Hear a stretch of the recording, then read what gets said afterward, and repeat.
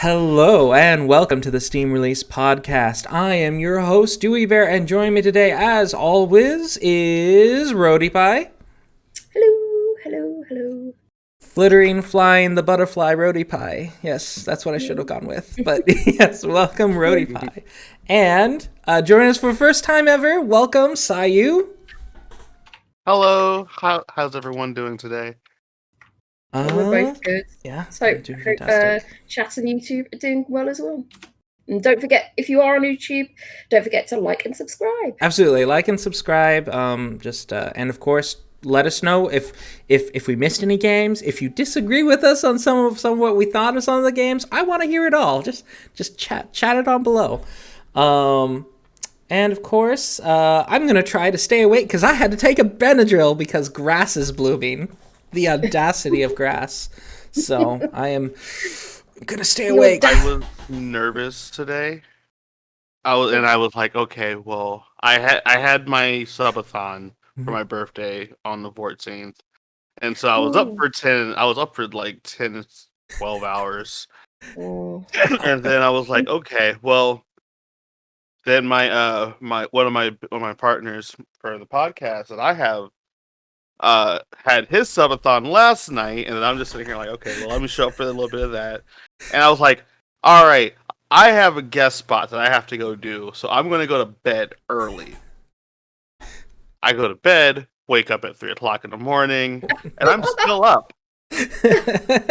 Oh my word! Well, then we appreciate it. And after this, you go straight to bed if you feel like it. I'll probably take a nap at some point, or realistically, what I'll probably do is I'll make sure that my recording doesn't go on too long. Lately, we've been really getting into it, and so I've been getting the whole, okay, well, I have to send this to my editor, and it's like 5 hours long. Going, Leo, I'm so sorry. And he just looks at me and he just goes, "How dare you?" The goal, the gumption. It's really nice talking to someone who does like regularly stream, because I mean both Rhodey and I at least are past regular streamers, but when we still do the podcast every week, so that's pretty regular. But yeah, I would count that as regular. Yeah, we used to do like other gaming streams, and it's just like, just lately both of us have had I'm tired. just haven't gotten the spark, and it's so cool to see someone really chugging it. So it definitely helps because it's kept me sane, and I mean ultimately it's led me towards I think a bit of I guess a golden era of my life. So I mean, I'll take streaming 3 to 4 days a week. And it keeps you connected with people, especially with the last couple of years. So, well, yeah. I also find if I don't schedule time for me to do any gaming, like individuals sit down and not a multiplayer game of any type, of like we're jamming this game for the next 3 hours. Get in. Just me mellowing out to a game, I have to schedule it. Absolutely. I mean, that's just kind of like when you become an adult. Just like everything has to be. You really realize the wisdom of schedules once you learn you're an adult when you have a schedule. Yeah.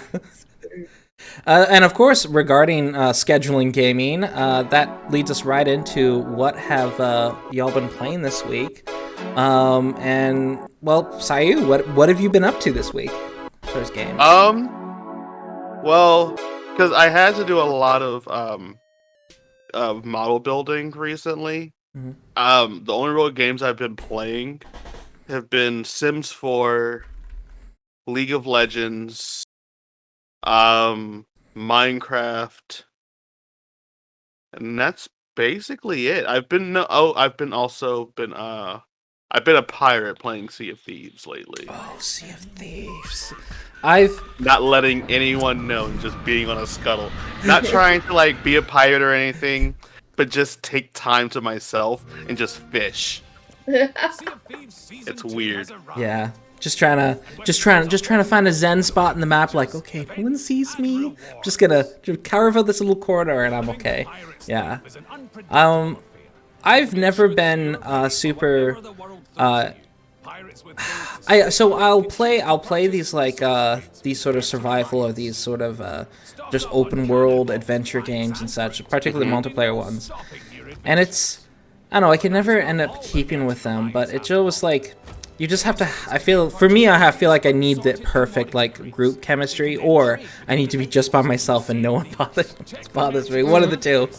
So I happen to be lucky to have both. That's awesome. I have a good group chemistry. In my opinion, I think I have a good group chemistry. There's a good mix of let's just say tryhards, as well as enough of us casuals to balance everyone out. So we kind of balance like the Ninja Turtles in a way. Yeah. So that's how we've kind of gotten with that whole thing. But at the same time, I do get that whole vibe of like, let me get that solo player vibe. So I'm going to have to do that. I'm going to do that here soon with Pokemon Shield for the first time. Because I finally have given myself time to like actually do it. Yeah, nice. And now that you're getting into it now, I believe if I remember correctly, that game had some pretty significant issues on launch. Not too many. I mean, it's a Nintendo. Well, no, it's I not gave it technically plenty owned by of time Nintendo. to you know, clean bugs. Yeah, it's now in a pretty solid state of that, especially after some of the updates. So that's it's a good time to jump in on it.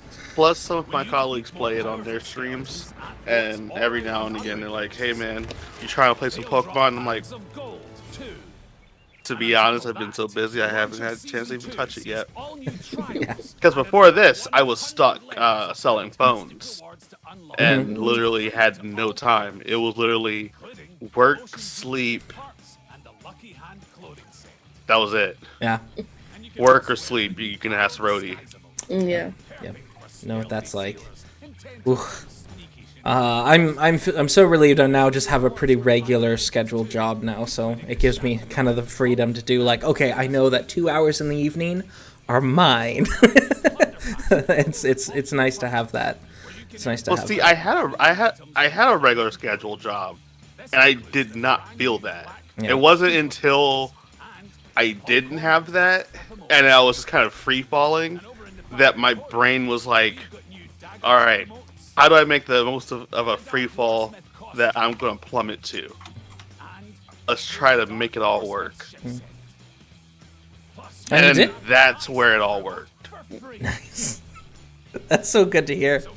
It's getting that like work-life balance. I think it's good. And but now you got your streaming all up and running, all set. It's going well. Glad. I have my own schedule that I feel better about than necessarily dealing with someone else's schedule, and then they still inevitably go and then steamroll over your own schedule, and at that point I'm like,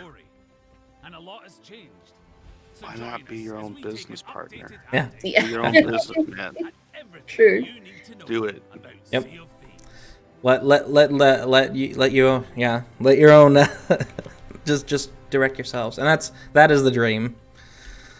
All right, Rhodey, what about you? What have you been playing? I'll go next. Yeah. So I've been playing Heartbeat. I only have to get one more fish. There's still a few more bosses to get, but I think I have like 3 more like big things to do. There's one part where you have to collect these stones for the cores, I would say. They're called cores, and you have to go and speak to old colleagues that you've met on the way that have helped you out, and you have to get like a second set of cores to unlock this like boss of all bosses.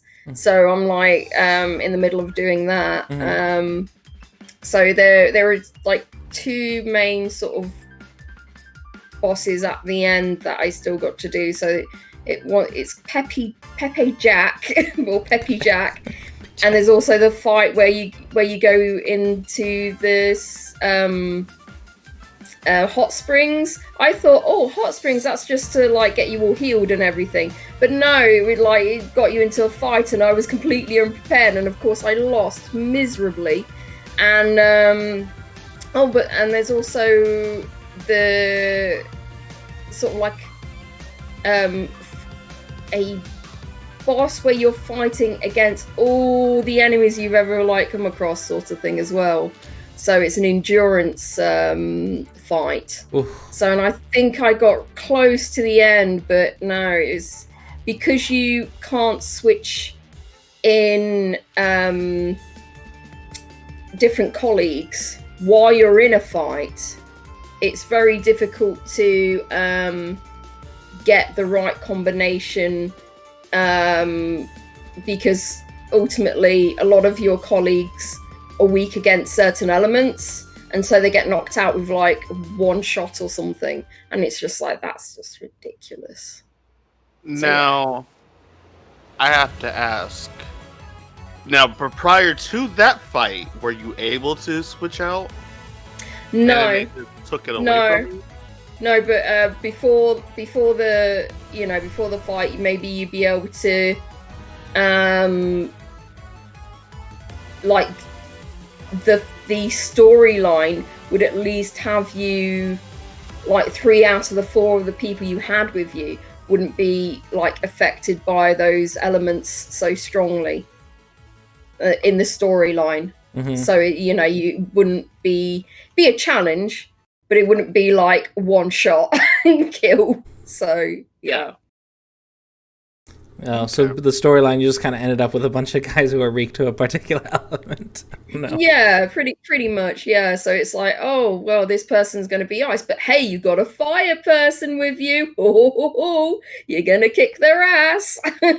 So yeah, that's what it was like before, and now it's just like, oh yeah, I'm doing all right here. Oh no, two out of the 4 people I have with me are weak against this particular element. So it's like, oh no, I'm dead.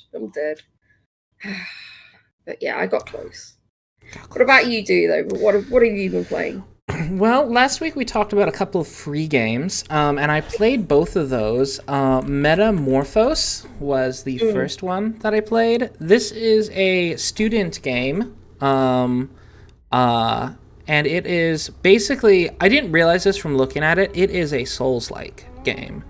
And it even has the whole, like, you died screen after you get killed. I think we did kind of, like, mention it, though, that it was possibly like that. Mm-hmm. Yeah. Yeah, and it was, it's very difficult. I'm not good at Souls-likes, so it was quite difficult for me. I didn't get very far. I will say performance was pretty good. I like the environment art, and some of the sort of thematics about it. Like when you make a save, you leave behind a glass statue of yourself, and so when you reload, you go back to that glass statue. I don't know. There's just like neat creative things this developer's done. This student team has done, and it honestly does feel, more polished than a lot of the games we have on here that are made by non-students. So it was quite fun, but I didn't get very far because I'm terrible at Souls-likes. And this is not an easy one. The goal is to always be rolling. Always roll. Always roll, always dodge. Praise the sun. Yep. But it's quite beautiful. I do recommend Metamorphose. It's free. There's no risk. Just kind of the only risk is your frustration. So, but check it out. And then the other one was a rhythm game, and of course, it was Unbeatable, White Label. Yeah. Yeah, there we go. I really like the idea of this one because it tied into an album. Mm-hmm. It was like a promotion for an album. Yeah. So how was it? It is, so I like the rhythm combat. So basically you have the notes coming from either side, but there's 2 layers. So you have to like jump, and you can get the ones going up here. So there's 4 different bars you have to defend, and then there's situations where you can hit 2 at the same time. That it gradually introduces mechanics as you go. But I have no rhythm. And I could not beat the first song. That said, again, it's a free game. It works fairly well. Let me see. I ran into a couple little spots where like the character can get stuck in some environment, but or like sometimes dialogue bubbles can end up persisting longer than they should. But it is free, and otherwise it was a good frame rate. It's got some cute character art, the interesting mix of 2D characters, 3D backgrounds, and yeah, just it was cool. I then went onto YouTube and listened to the whole album because I couldn't listen to it in the game. So, how was the album?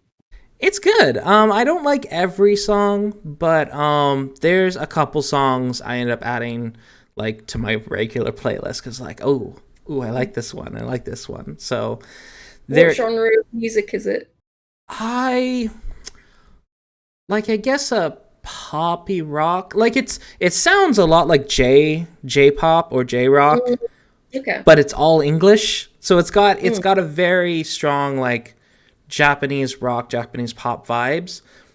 But it's all English and it's not even English, it's all English. So it's Western singers, I believe. And so it just has that kind of neat sort of Japanese feel to it, but it's, it's got a just great set of beats. So yeah, I did like some of the songs. They've got more music on YouTube, and I think they've got some music on Spotify too. I gotta find that. Nice. Yeah, I found a new artist, and they have a Kickstarter, which I think also completed because they want to make a much larger game like Unbeatable White Label. And so they want to make a really big game. So this was kind of a prologue, actually. Oh, okay. To a much larger interesting. game. Well, they did say on the thing it was episode 1, so that's probably they probably want to like maybe expand on it. Yeah. I guess. If I remember looking at the updates, let me see. They got an update here. Their Kickstarter ended, and it looks like. Let me check. I think it got funded. Yeah, so they had a goal of 55,000 and they got 267,000. Ooh, wow, nice. Wow. So, yeah, they are funded for their full-length rhythm game. And I think it's going to do great. It's just I suck at rhythm games. So, but it generally the actual gameplay felt good besides like me being incompetent at it. Yep. So yeah, that was. There's an easy trick to rhythm games. Really? If the notes are scaling up or down or whatever, there is a way. You just kind of have to like. It sounds kind of weird, and it sounds counterintuitive, but you have to predict and time it, which I guess is the nature of the beast of a rhythm game. But you have to like not time to like when it's going to hit, you have to time to like right before it's going to hit, knowing that there's a delay type of thing. It's kind of weird, and I only learned about it through uni. So that was the only way that I even knew, and that was because of a club. Was for rhythm. I did play another rhythm game that I actually played to completion. It was that spy game. What was that called? The only. Huh? I know which one you mean. Oh yeah. And the only way I got through it is I was basically going like, click, click, click. But now that game had that game wasn't a musical rhythm game. It had a very regular. You had to do it on the metronome basically. and I was able to beat it, but not easily. It took me way longer than I thought it would. But yeah, so those are the games I played besides like Final Fantasy 14. Of course, me and my brother played some more of that because we're excited for the new expansion. Yes. The storyline's great, and yeah, so that's what we've been playing this week. So with that, that's what we played this week. Now we get on to our next section, which is the catch-up list.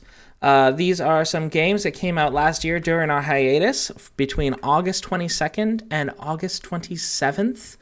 The first title is Nexomon Extinction. Nexomon Extinction is a return to classic monster catching games with a brand new story, eccentric characters, and over 300 new unique Nexomon to trap, tame, and evolve. So this is where Temtem kind of is all about moving the Pokemon genre forward. This one kind of just goes back to the classic roots of it, with some like this isn't pixel art. It's like 2D drawn chibi art, which does look nice. I just think I prefer pixel art. Early 2000s. Mm. That's the vibe that I got. Yeah, I quite like it though. I quite like it, although the text looks like very similar to a lot of other games I've played, and that that has that. It just like there's so many familiar things in it. It's like, oh, you've not made that your own thing. You know what I mean? The text, the fonts. Maybe you could have like made some of these things a little bit more unique. Mm-hmm. Yeah, but it's I love like Pokemon style games, and I like how cute this looks. Yeah, and this is developed by Vewo Interactive, and they have a previous game. This is a sequel to Nexomon, which came out like the same year. So I think these might actually be ports, maybe. Because this is the first one, Nexomon. So they have two games, each with 300, but they're slightly different. Okay. Now is the same 300, or is like 300 this one and 300 another one, and they're just like, well, we're just gonna go ahead and just go from 0 to 600 in the span of two games, super quick.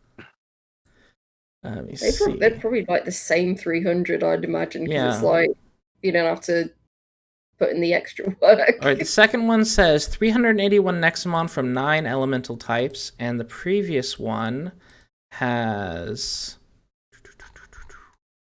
it just says over 300. But they do seem to have different biomes, and yeah, you can kind of tell that there's an evolution in the art from Nexomon to Nexomon Extinction. So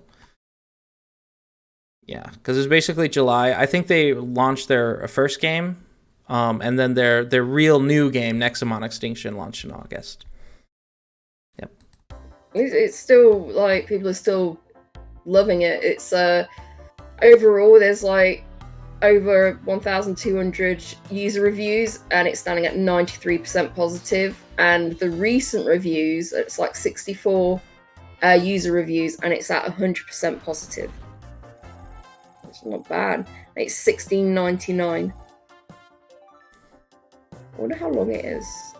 I've seen it about 20 to 30 hours. A lot of people have put in. Yeah. A lot of people put in more as well. So yeah, that's good. It's good that money for time. It seems to max out at around 100 hours. But just over 100 hours kind of thing. Let me see.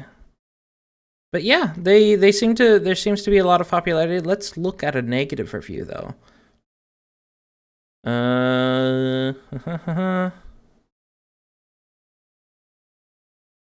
So there seems to be some bugs involved, which of course those can always get fixed. But I find it interesting. They give it not recommended, but they played it for 87 hours. Oh, they lost a save. Look at it, 20 at the time of the recording. Okay. Okay, so yeah, they wrote it at 20 hours, and then they played for 60 more hours. I don't like this game. Play. I don't recommend you play this game. Goes back to playing. Yeah, I feel they might have to update. Either the issue was resolved, or they might have to update that review. Yeah. So, but yeah, it looks really good. Of the latest reviews, yeah, 100% positive of the latest 64. So, I'm always into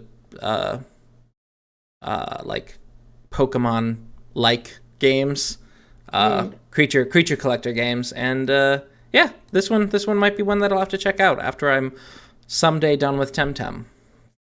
Yeah. Next up, we have Shing. Experience the most exciting and immersive beat-em-up combat system ever. Become a kick-ass ninja and slice some demons in style. That's quite a claim there. Let's see. Let's get to gameplay. There we go. So I do like it when folks do kind of like anime cutscene trailers, and that's cool and all, but I do want to get to gameplay eventually. And it looks pretty smooth, I have to say. This one tempted me to break my wallet, man. Because I was like, I love side-scrolling beat-em-ups, and I was like, wait, this is a side-scrolling beat-em-up that I can, use a sword? Bad. So it's on my wish list now. Nice. So it's definitely there. So as soon as things are a little bit better, 100% I'm getting it. It looked way too fun. Yeah. And before you do, there is of course a free demo. So, that way you can really make sure that the kind of controls are in a way that you want to play. The only issue that I suppose I have with it, some of it looks a little bit flat. I think that's it, so it doesn't kind of, I don't know, it just looks a bit odd to me.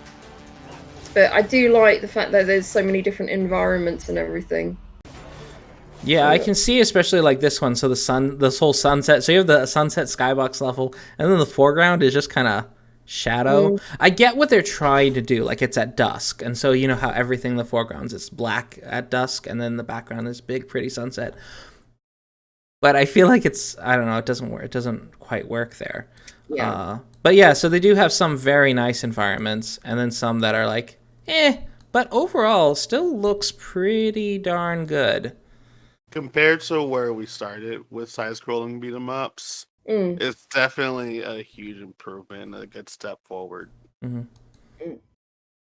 Yeah, and this is done by a small team in Warsaw, Poland, called Mass Creation, and they have also developed Corridor Z and Draw Slasher. Were two of their other games that they've got on Steam so far. This one, I think, has probably the best reviews of them, though, if I remember correctly. I was just looking at it. But yeah, I'm pretty sure this one is the best reviewed. Oh, no, their other ones are also positive reviewed. Oh, that's good. Well, this is standing at 86% with 72 user reviews, and it is £15.49. Yeah, let's see. Yep. A person that didn't like the game, they just said it has a very weird bug in single player if you hit the wrong button, and then you have two characters to control because the game thinks you are playing co-op when you aren't. So again, it's gotten a downvote because of a bug. It's like, talk about that in discussions, and then if the dev fixes it, fantastic. But don't just give it a negative because you found a bug. If it was like super buggy all the way through, then I'd understand your downvote. But if it's just like I found a bug, I'm giving it. I don't know. I just think that's like counterproductive. Mm-hmm. I found a bug. Here's Yeah. my downvote. Yeah. But I'm going to continue playing this game for 60 more hours. I do like the aesthetic, and I think the team has just shown a lot of creativity on it. They've even been doing updates. Like the last update was on Wednesday, January 27th, and they said that they fixed some additional bugs. Nothing since then though. So since it's been long enough, I would probably assume that they've probably done all their like post release fixes at this point. So I've seen about 10 hours of gameplay or a bit more, and I suppose if you're doing co-op as well, it's like it might be a repeat play as well. So yeah. And it's $19.99 USD. So either I feel like this one's one of those that I wouldn't be too upset about paying full price though. But personally, I'll probably wait for a sale. So because I've just got too much in my library. I'm way more inclined to spend money on a sale anyway. I am my father's son, so I am inevitably cheap and tight with my money. So 100% it'll be, oh, look, there's a Steam sale going on. I just don't even open Steam when there's a Steam sale. It's like, oh, there's a Steam sale this weekend. Just not going to open the Steam store page because I know what's going to happen. My poor wallet. So well, I'm relatively safe because when I open up Steam, I don't have it open up to to store. It opens up to my library. Yeah. I'm like, cool, whatever. But the problem lies sometimes is with how they advertise when you start it up, and it's not necessarily that it goes to the store and you're like, oh look, all this flashy sales. It's the hey, here's add one of 24 of all of these crazy sales that we have going on right now, and you're like, you could easily just close out, but you're tempted. You're like, okay, well, let me click next. Let me click next. Those 80% off Sega sales are like, oh, Lord have mercy. Just a quick browse, just a browse. It's fine. It's fine. But yeah, that is Shing. And next up is Le Voyage de Toki. 2D adventure and platform game with pixel graphics. Oh dear. You know how I feel about blurbs that don't like say what the game's about or anything. What's the story? What drives the character? Just a little hint, like characters looking for his lost mom or something. So this game also isn't localized in English. It is in French only, which isn't too much of a problem for me because I can read French. But but I do like for most of our audience, like they might want to wait for the English localization. It's definitely maybe one to put on to follow and to see if it does get translated. Because there is fishing in this. It's got a tag in the thing saying it's fishing. It's so good. I am annoyed that the main character is so tiny though. Maybe there's a reason for that, but like I see the other side characters and they're just bigger so you can add a bit more character to them. But you are a little cube. A little sugar cube. I think because you go inside a mech.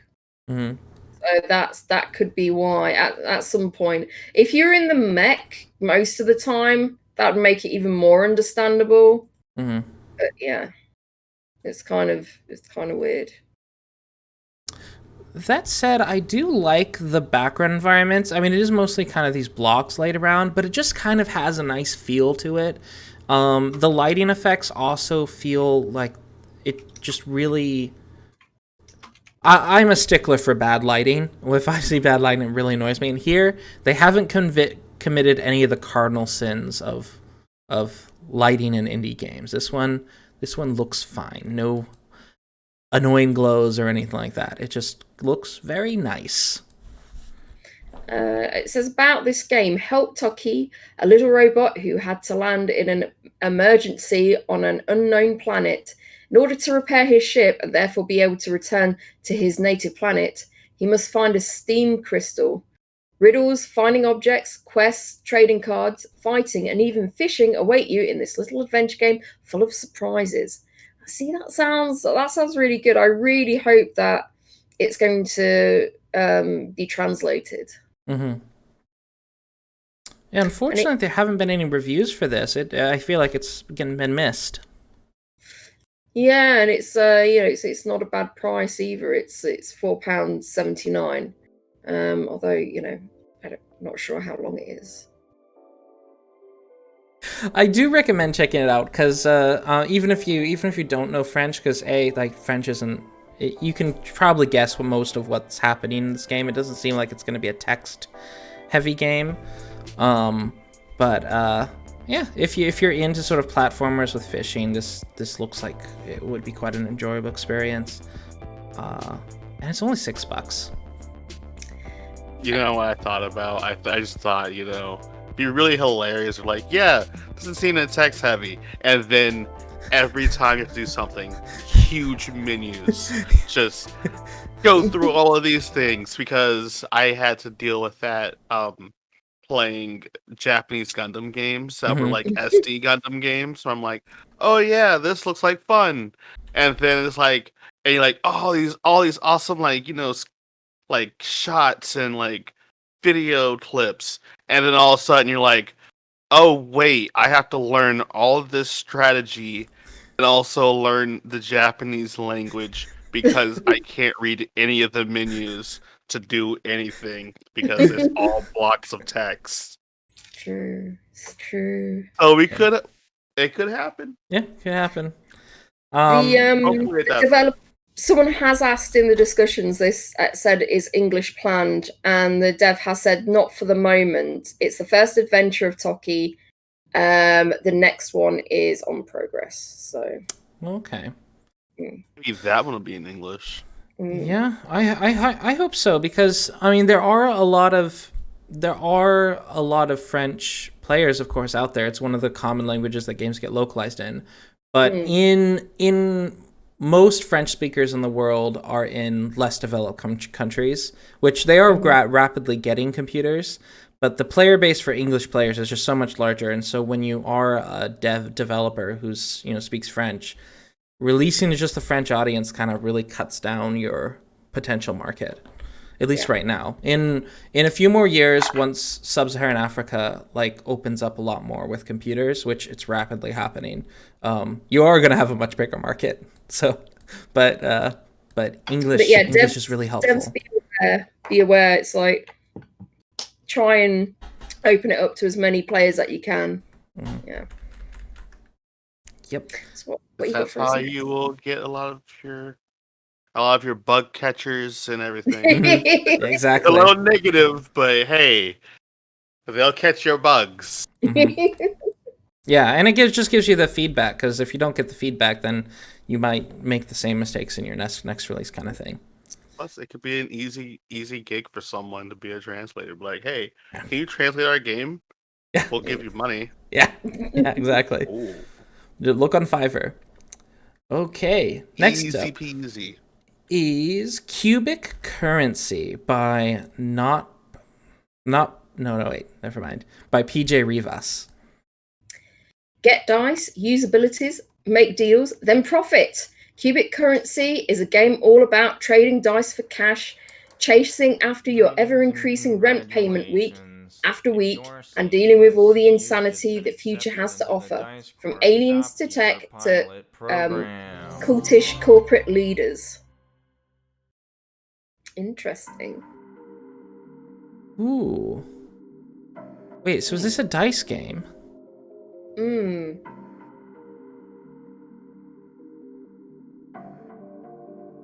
Let's look. the description made me seem very interested, but actually visually looking at it, it's like I'm not excited. I'm confused. And make sure you're getting what you need from the customers that approach your store. Like, what is the... Like, it made me think that there was a lot more, but it kind of feels like I'm just learning... what was the name of that one game? What was the name of that one card game in Knights of the Old Republic? Hazak? Yeah, it's like learning that. It has no common use, and you're learning it for no reason. And that's kind of what it feels like for what I'm seeing here. Yeah. It's like I'd be learning something for no reason. It does not look appealing. It sounded appealing, and I was like, oh, yeah. I was like, okay. And I'm kind of like, huh? Yeah. So every day I'm just like, let me go shoot some craps. Basically. It looks like someone is asking for like particular symbols. You roll the dice, and it's like, oh, I have just rolled those symbols. Let me put that on the tray, and it's like, oh yeah, there's the symbols. There's some money then, and it's just like, what? Yeah. So it seems like they also give you your money offers, and it's all about trying to make a profit each time. I'm just it's monetized Yahtzee. That's all it is. So I guess it's something like Yahtzee. Huh. So 12 dice tapes. Hey, what if Yahtzee was my job? So there's 3 shopkeepers, each with their own unique abilities, items, and play styles. 12 dice types that can both hurt and harm. 40 different items. Tons of events ranging from cryptic to creepy to explosive. So there's kind of like an underlying narrative and story, which does... I can tolerate a lot of weird mechanics if the writing's good, but I feel like this sort of game especially needs a tutorial, or not a tutorial, a demo. It needs a demo. Yeah, definitely. I need to know what I'm getting into. Yeah, so it's £4.79, so it's not that expensive. But looking at the reviews, and it's like people have put in just kind of just under like 2 hours or something. The majority of people, I'd say. There are varying times, but most of them are like under 2 hours. And looking at the reviews, it does seem to be a fairly simplistic dice game. So I'm not certain if there's going to be any sort of deep strategy going on. At the very least, it looks like it should have been a mobile game. Yeah. Yeah, it might have been. Yeah. I think it would get it would have got a lot better showing if it had been a mobile game. Yeah. Currently, it stands at 85% positive with 21 user reviews. Yep. And it's developed by PJ Rivas. It's his first game on Steam, and was also worked on with Daniel Onstott, Hannah Marquardt, and Mitchell Dixon. Okay, next up is... I hate this title. Milk Inside a Bag of Milk Inside a Bag of Milk. A short story about what sort of challenges everyday little things can be. Help the girl buy milk, be the first not to disappoint her. So this is like a horror game. I'm not keen on the color scheme at all. No. But those kind of games where there's a simple premise or whatever, and then it all goes to like horror and everything. I'm always kind of like interested in those sorts of things. They're always like interesting. But this is overwhelmingly positive, standing at 96% positive with 1,654 user reviews. Crazy. And recent reviews, it's like 381 user reviews, and it's standing at 97% positive. I've never heard of this dev before. I feel like they probably have some sort of established fan base or something. But they don't. This is their first game on Steam. Unless they were like really big on itch.io or something. Oh no, they've got like missing. Oh, that's part of That's a bundle. the publisher, yeah. Yeah. So yeah, this is. So I was looking up a bit. Nikita Krukov, he is a developer from Russia, and he does like the music as well. He also has another game coming up like this year called later this year called Milk Outside of a Bag of Milk. So he's got a sequel already planned up, and I hate his naming. Like what does it mean? What does the bag of milk mean? Like, I think you have to play it to find out. It is 10 to 15 minutes, so you know. It is an extremely short experience, but it's also only 99 cents, so I can't begrudge it. Maybe the milk inside the bag was him shopping, and now the milk outside the bag is the bowl of cereal? Maybe it's the milk that you buy in Canada, because they all come in bags.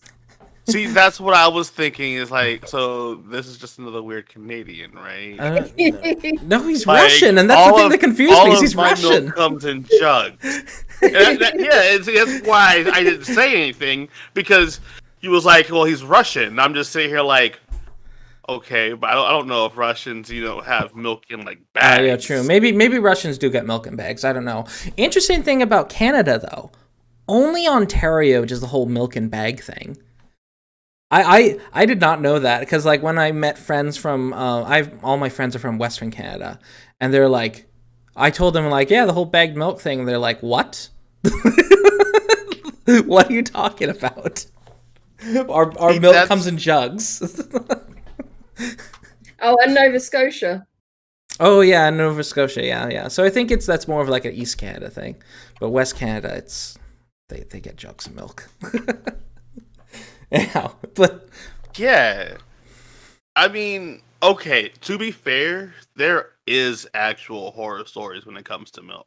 I actually realized it when I moved back to the Midwest, because I'm a nomad, and so I was on the East Coast, and I had came back to the Midwest, and when I first came back, milk was like, I want to say about 89 cents a gallon.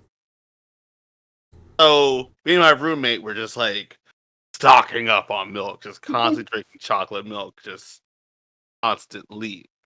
And then all of a sudden, like, milk just went up and up. And next thing you know, you can't find milk anywhere.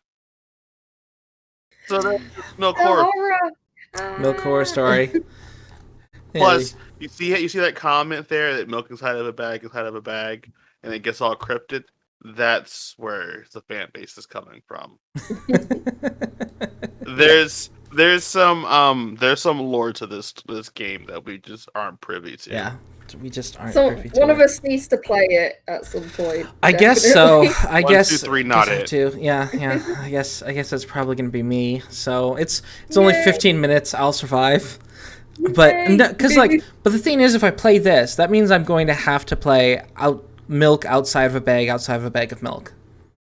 I mean, if you play the first one and then it's like, oh, it was getting good, but then I need answers. Then yes, you have to play the second one. Yeah. Indeed. Well, this is interesting. Thank you, Nikita Kryukov, for keeping us questioning, what you're doing over there. Okay, next up is Best Friend Forever. Oh, are you looking forward to this game? Oh. Pat the dogs and then their owners. Step into the world of Rainbow Bay in Best Friend Forever, a dating sim meets dog care sim where you pat, pamper, and train your pup while you search for your own forever friend. Doggies! Doggies! That's so cheesy. Hey, wait, hold on. So, is this a pet take care of game, or is this like a daddy date simulator type of thing? So you want to get your pet, and then you go to the dog park, you meet some owners, and maybe one of those owners is single, and maybe you want to get their number, and it's like, yay! They've also got a doggy that you can cuddle as well. Oh, that dog when it comes out. But then the tragedy is that their dog hates you, so you can never be together. I'm sure that's going to be an element of the drama. You have to win over their dog, otherwise it'll just never work out. It's a really hard fact that if my dog does not like you. Oh no! Yeah. Sorry, Chief. My pup does not like you. Oh no! Back off. Yeah, exactly. The art style for some reason is reminding me of, those web pages that give you tutorials about how to do basic stuff, like how to like open a jar of peanut butter or whatever. Like those they're very very simplistic but colorful. The WikiHow. The WikiHow. Yeah, the WikiHow. Yeah, WikiHow. Like the art for some reason is reminding me of WikiHow. I don't know why.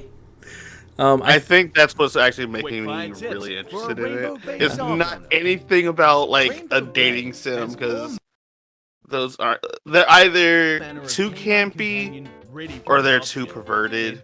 You never find a good balance.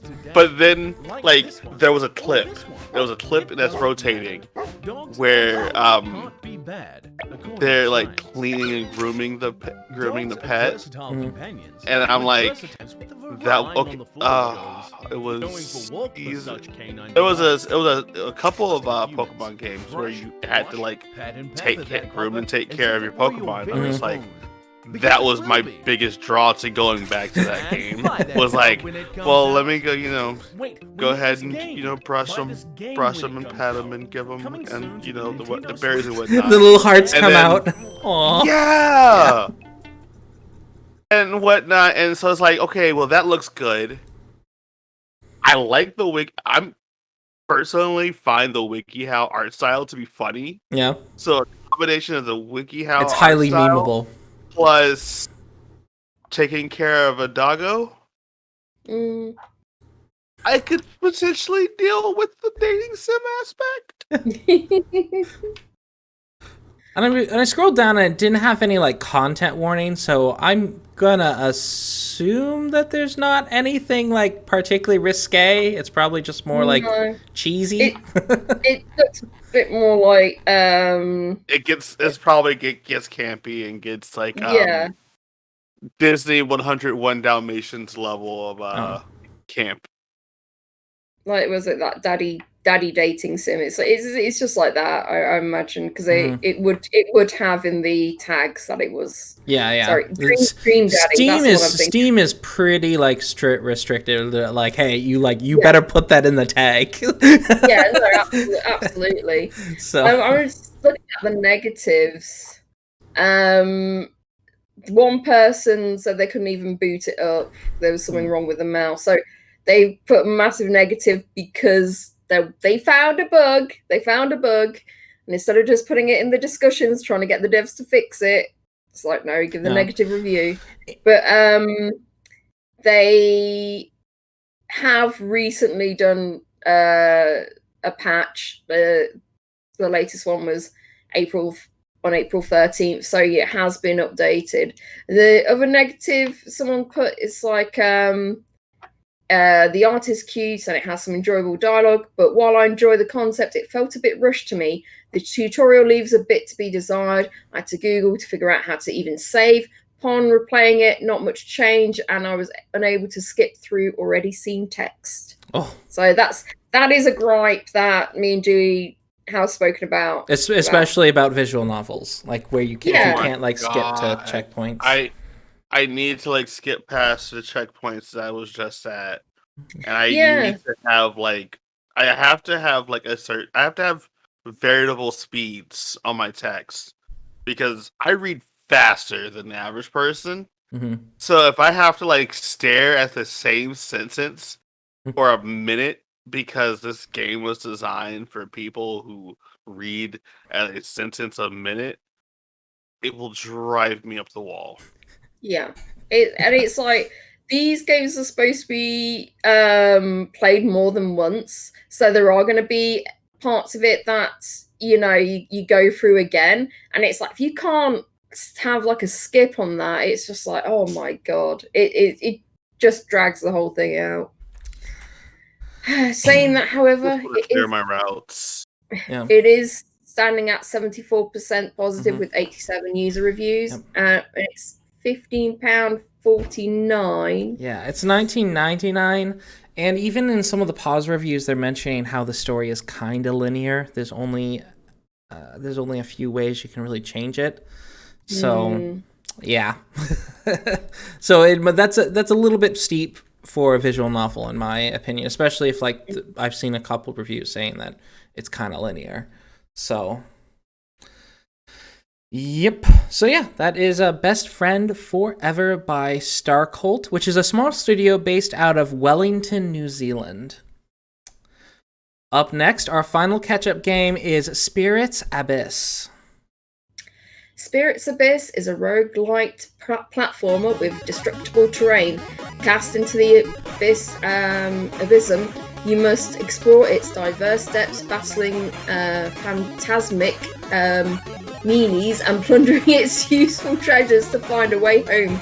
But does something nestle beyond the Romic Veil of Death? There are some made-up words here that have just made me trip up over everything. Yeah. Does it actually say meanies? Yeah, it says meanies. Phantasmic meanies.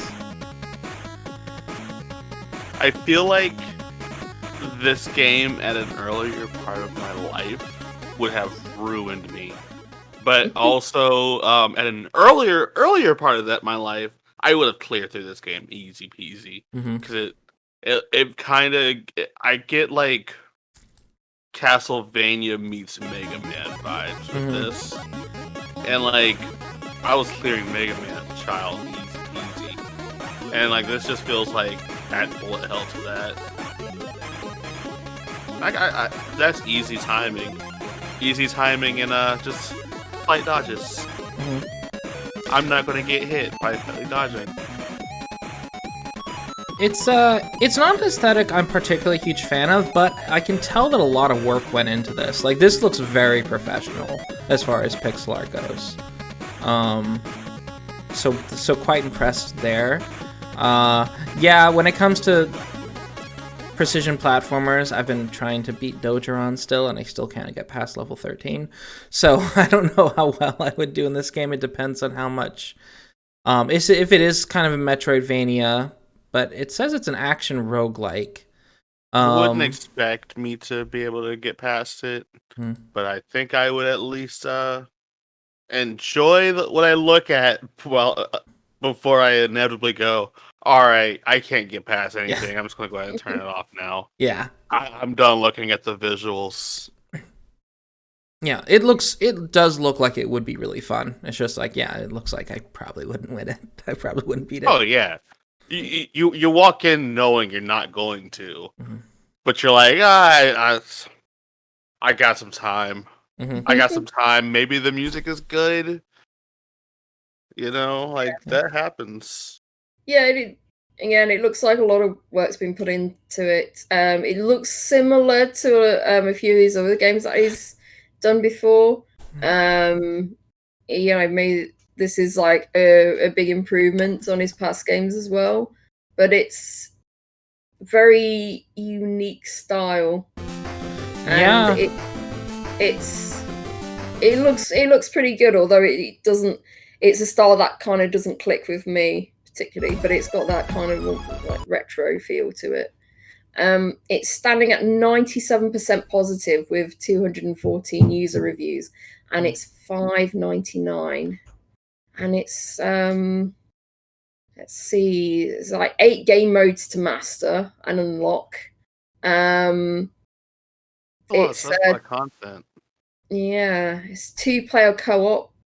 7 clans, 5 unlockable, over 100 items, 12 different regions, a variety of weird and wonderful sub-stages, unlockable hats and skin clothes, color customizations.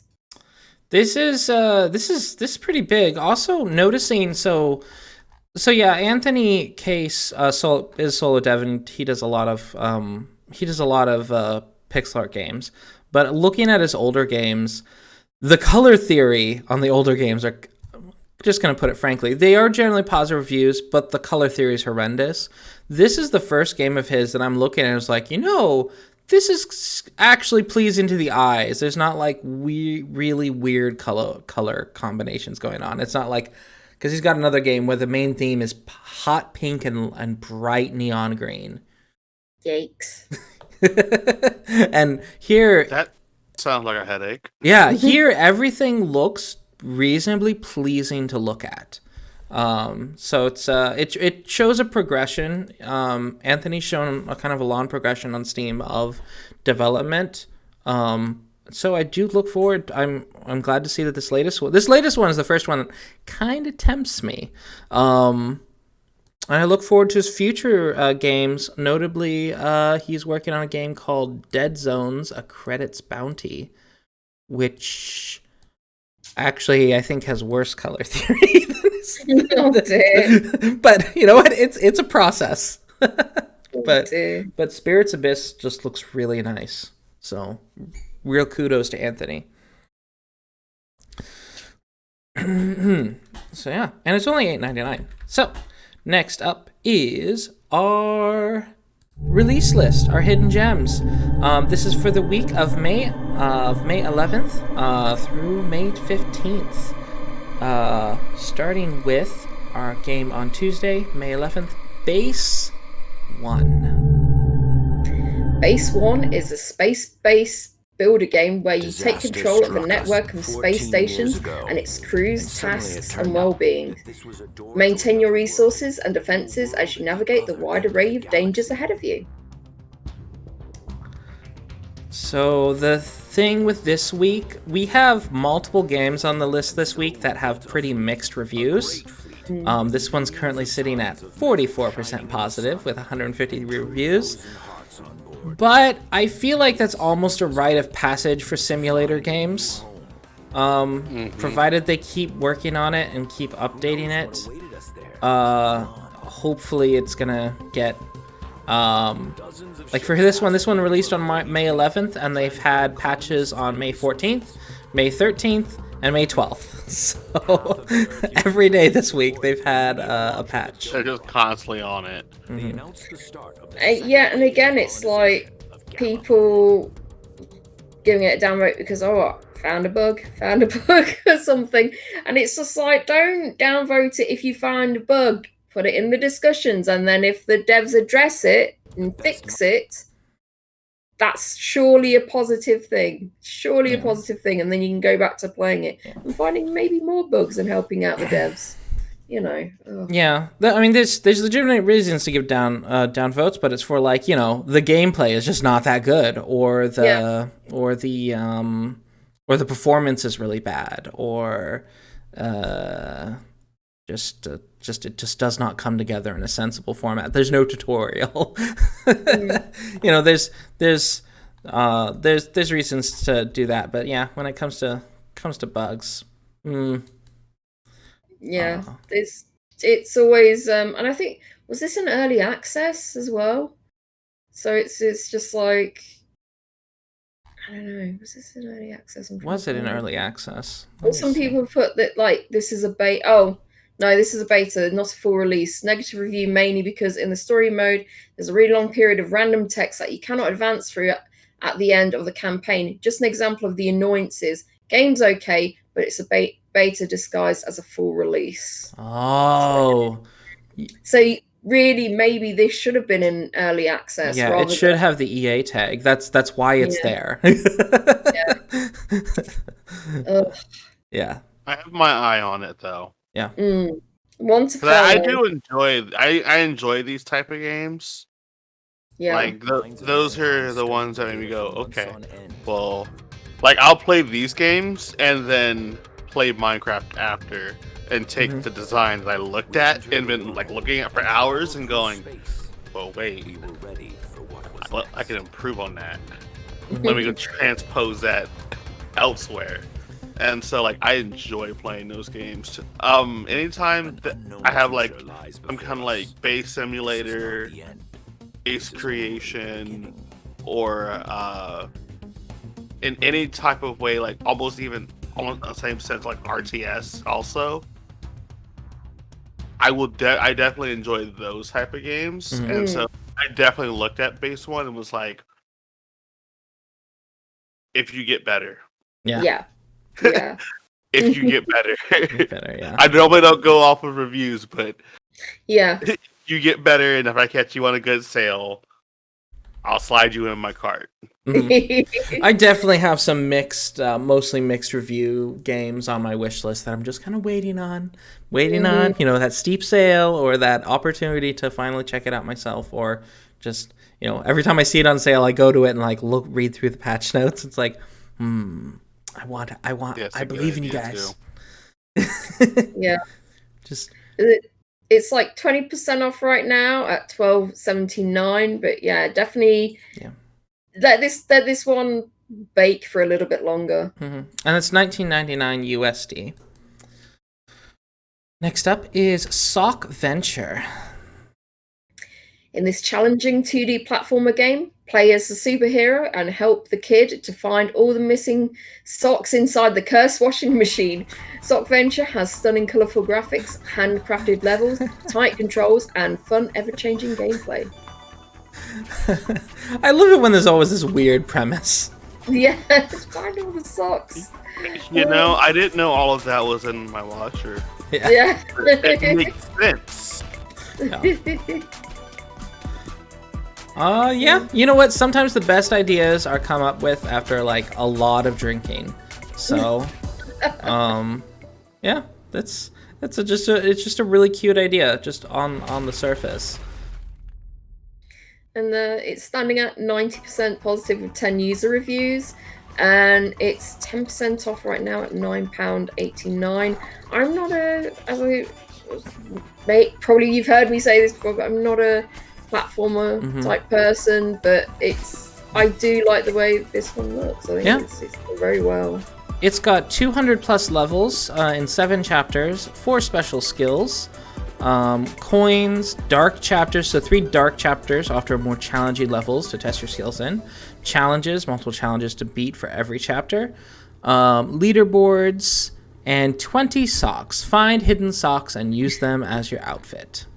So nice. Oh, okay, so your outfits, that's like when you're wearing like these different skins, or you're wearing different socks. Okay, that's funny. But yeah, it's by Nighthouse Games, which is a small studio. Well, it's a 2-dev studio from Tampere, Finland. But yeah, this looks really fun. I've proven to myself though that I'm not good at precision platformers.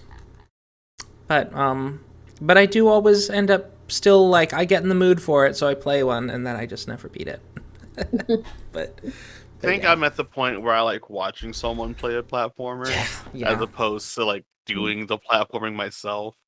Like, I would 100% go, oh, so you're playing this game? Bet. I'm gonna go ahead and settle in for the ride and watch.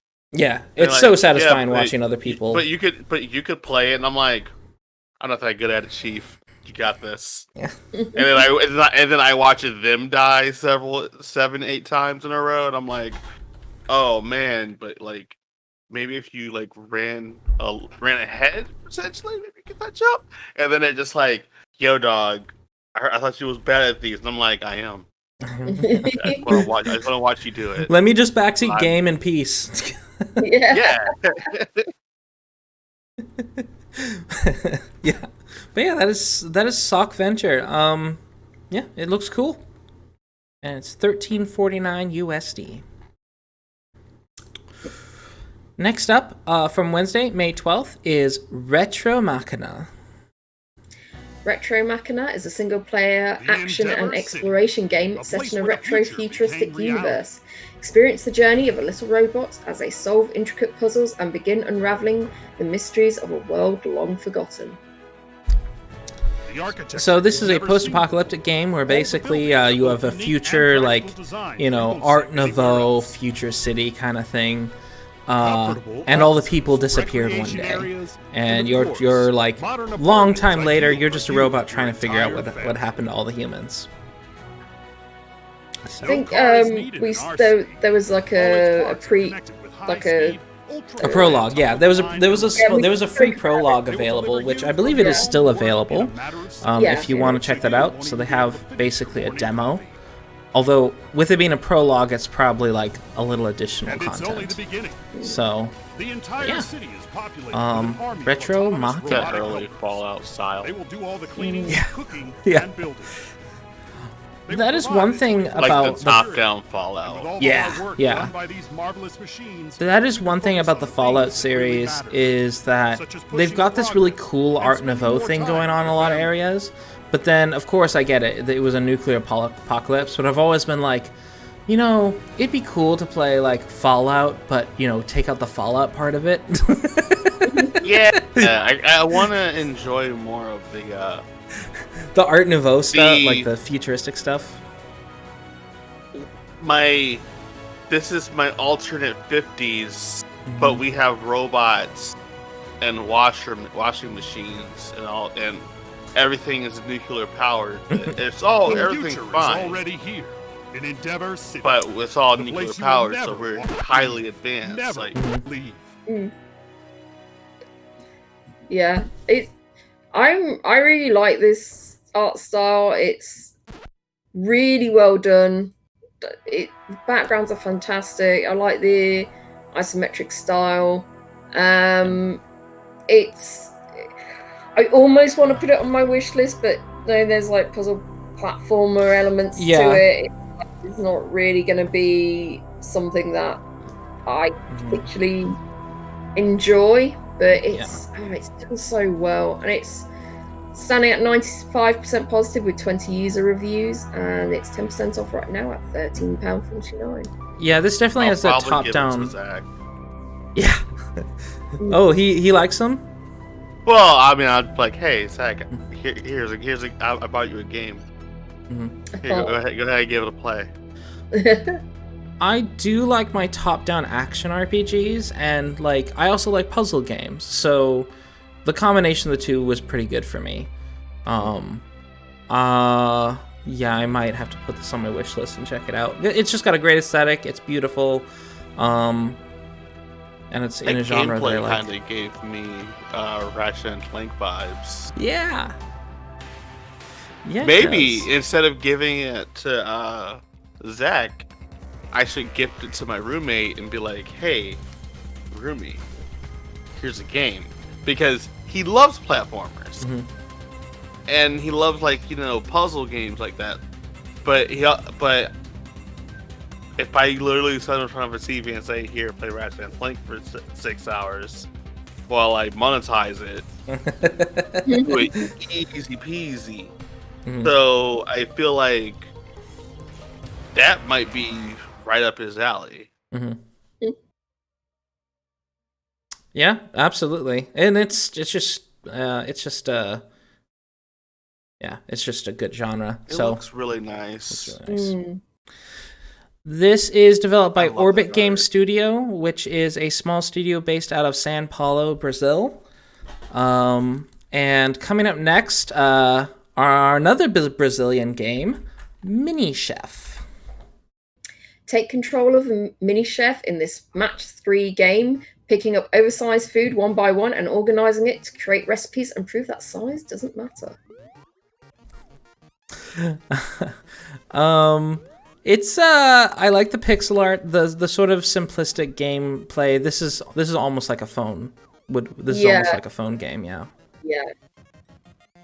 That's originally what I thought it was, but it also looks so cute that I was like, I will resist the urge. Yeah. This was actually the toughest one out of everything, where I was like, I where I was like, I can't spend any money. Mhm. But then it's like, then the game's like, we're so cheap, and I'm like, I really can't spend the money. We're only $2.69. It's like, yes, I know. Stop. I know you're under my price point. I know you're under my price point, but I have to be good. Mhm.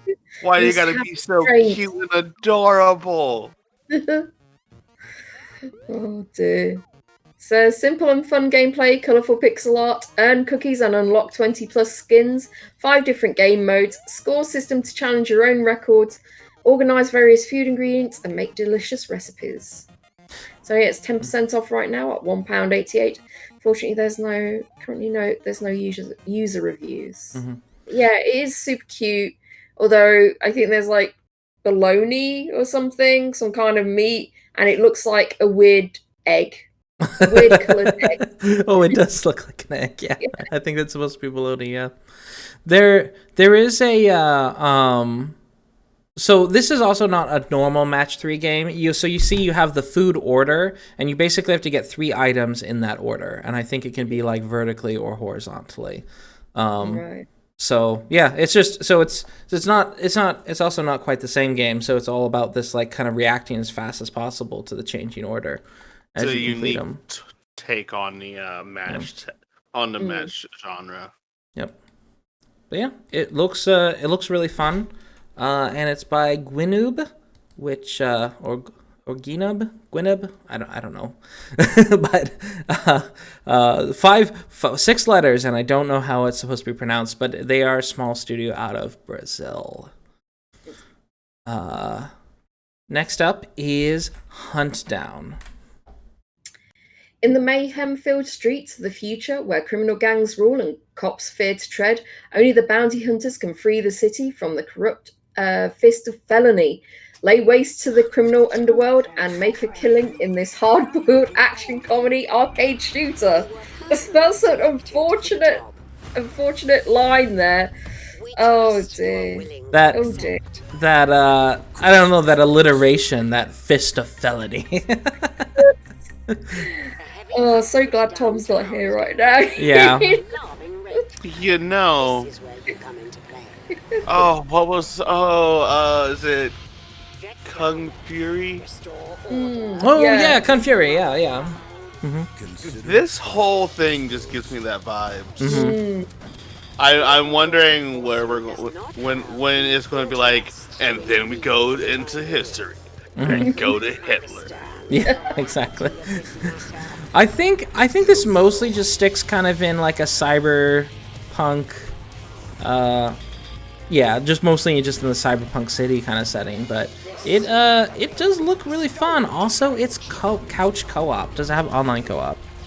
No, it's split screen Looks like co-op. it takes itself like it doesn't take itself serious. Yeah, that is I love nice. games. I love games like that where it's not even about like, it has a story, but the story is kind of second to it. It's the journey, not the destination. But everything about it looks really great. The backgrounds are so varied, it's very dense. The scenes and everything, and the characters look really great. Bosses look good. It's just done really well, because there's, we've seen quite a few of these, and some of them they're just not so densely packed with like fantastic backgrounds. Yeah, it looks like a AAA game from generations past, so that is really nice. There are 20 levels, gritty, neon-soaked, there it is, graffiti-strewn 80s skyscrapers to clear, each with their own infamous gang, bosses to terminate the bounty to collect. Sorry, I can't read today. But yeah, it looks there's 4 unique gangs to dismantle: the Hoodlum Dolls, the Misconducts, the Heat Seekers, and the Number 1 Suspects. I love those game names. I bet this has a great synthwave soundtrack. Yeah, probably. So Oh, one they're of selling the- the soundtrack, so they're confident in it. So one of the people that you can play as sounds like a drag queen name, Anaconda. Oh my God. Play Queen. Anaconda. That's great, Anaconda. Next on stage, Anaconda. Anaconda. And then just. Yeah. Oh, those are some great names. It's just like it's obnoxiously 80s, so they're really leaning into it. So that's awesome. Let me see. The other ones is John Sawyer. Okay, nothing interesting there. And Mo Man, modified recon droid. Interesting. So yeah. But it's standing at 94% positive with 209 user reviews, and it's 20% off right now at £12.39. Yeah, this one's definitely going on my wish list. So. See, it wasn't at first, but now that I saw the name Anaconda, I mean, you gotta. I have to see the Queen slay. And the nice thing about this, for me, who's, also not very good at these types of games, when you have co-op, then I can, kinda lay some of the blame on whoever I'm playing with. It's like, oh yeah, that wasn't all me.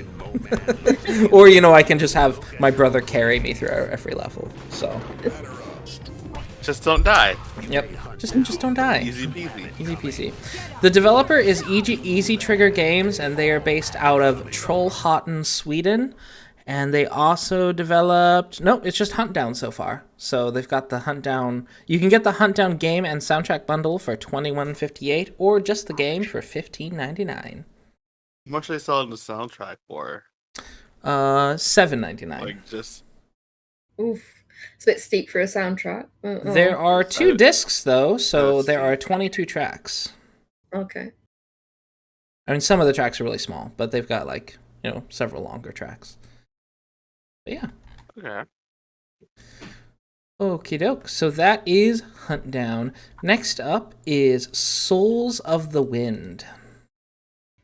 As the guardian of the 4 winds, use your unique wind powers to complete the trials of the wind temples and free the souls of the wind from corruption. Sorry, it was a long sentence there. This is a tale of a world full of wind magic through a beautiful third-person puzzle adventure game crafted by Wandering Spirit Games.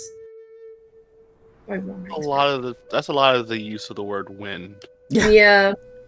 4 winds. Souls of the wind. Trials of the wind. Wind magic. Oh my god. Yeah, I think you need to that whole blurb needs to be rewritten, I think. Being looked over and be rewritten. Yeah. Hey. So this is a 3D puzzle platformer. And I'm not seeing too much in the way... I don't think it's so much an action platformer. I'm not seeing too much in the way of, combat or anything. It seems to mostly just be kind of exploration and puzzles. Yeah. I like the look of it, but it... and I suppose, there's quite a lot of emphasis on more... By the looks of it, on the trailer, it looks more... puzzle focused than doing a lot of platforming, really. So because it seems quite slower paced, but yeah, which is perfectly fine if that's what it reminds me of Breath of the Wild. Breath of the Wild puzzles without dealing with let's be a murder hobo because we're Link. Yeah. Link the murder hobo, yeah. Yeah, it's less of Link the murder hobo and more of Link the puzzle master. Yeah. It is a free game, and it's standing at mostly positive with 23 user reviews. It's 73%. There's a negative review saying that it lagged a little bit. It is 20 to 30 minutes long, maybe. Well, actually, I've seen. Get a better computer. Yeah, well, I've seen anything between half an hour to like 4 hours. So yeah, varying times. Yeah, I see some complaints about the physics and controls, but it might just be a matter of taste. Personally, I'm not too big of a fan of some of the animation on some of the characters as well, and some of the lighting. The lighting's not horrible, but some of the lighting. But overall, I mean, it's free, so I feel like I can't criticize it too much. So it's true. It's free and it has a mostly good rating. Yeah. Free and mostly good. So yeah, if you want to check it out, absolutely. There's no risk here.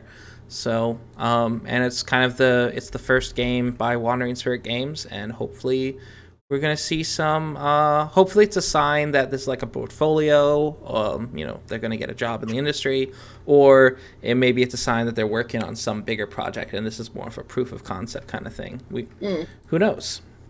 Also, the characters look really cool too. Yeah, I do like their clothing. Their clothing's really neat. The clothing and the architecture design. All right, so Thursday, May 13th, we have Before We Leave. Before We Leave is a non-violent city-building game set in a cozy corner of the universe. Nurture your peeps and their surroundings while rebuilding and discovering civilization. Settle new lands and planets while avoiding hungry space whales. So this is a sort of a god game, I guess. Yeah. Colony sim, resource management. I like the look of it. I like the hexagonal map designs. Gives it that board game. Is it Catan? Catan? I'm thinking of. Yeah. Yeah, maybe. Yeah.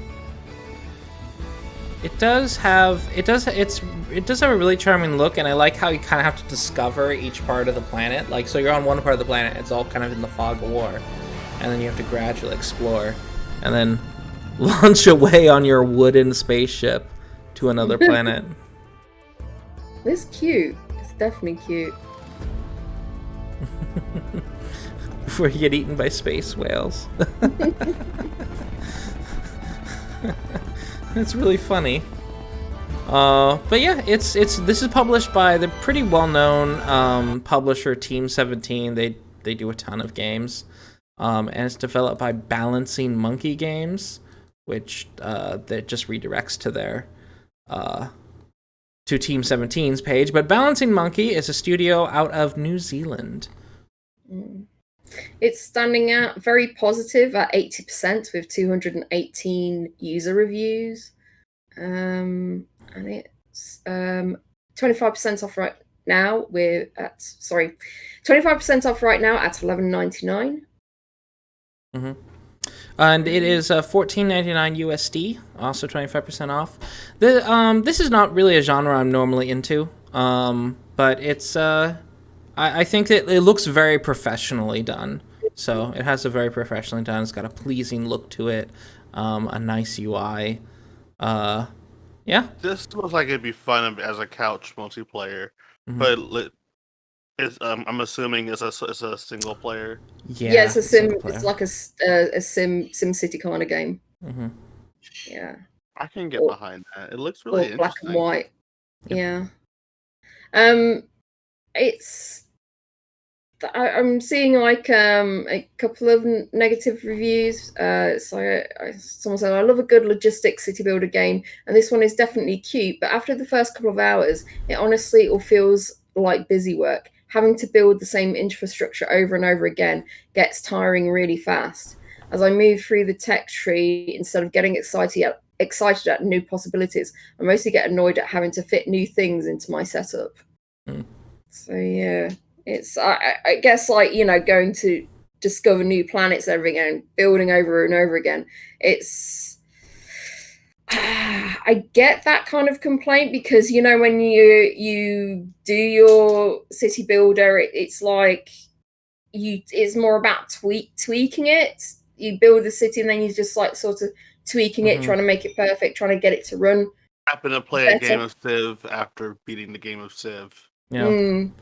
Yeah, and actually there's 2 other reviews that basically kind of mirror that sentiment, where it's, that's really fun the first time through, but then you go to the next planet, and there's not really any sort of change-up. There's not any, the new planet doesn't really give you a whole new set of challenges. It's always like, okay, I do the same list of things, and I'll beat that planet too. I'll win that planet too. That's really unfortunate if you're trying to change up this kind of genre, but the new things that you added haven't really done much for it. You know what I mean? It's like, well, yeah. The solution to this is make it so that each planet you go to has just a set of unique challenges that forces you to change your strategy when you go to it. Something like that. Something where the first strategy was okay, dedicate into farming and then go into industry and such. Maybe you go to a planet and you can't really farm, so you have to figure out other ways to get food, kind of thing. So now you have to get into the economics of that planet. Yeah. Good luck, Chief. Yeah. I hope you brought goods from the other planet that you definitely need to trade with this next planet to get even started. Mm-hmm. I hope you packed some lunch. So just stuff like those that. Coconuts. So yeah. So that is before we leave. Next up is Lost Ruins. Lost Ruins is a 2D side-scrolling survival action game where you play as a young girl that has awoken in a strange and foreign place without her memories. Explore a dark and dangerous world, battle hideous monsters, and topple incredible bosses. Mm-hmm. So this is a dungeon. This is basically a dungeon crawler Metroidvania,